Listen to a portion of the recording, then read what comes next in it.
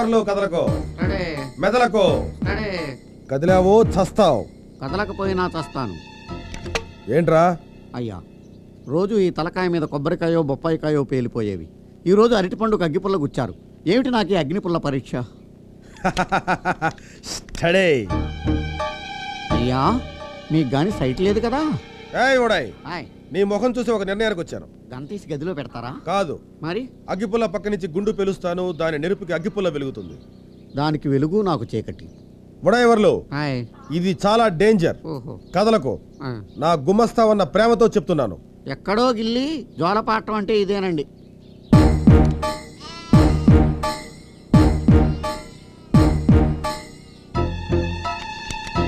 చూసింది చాలు.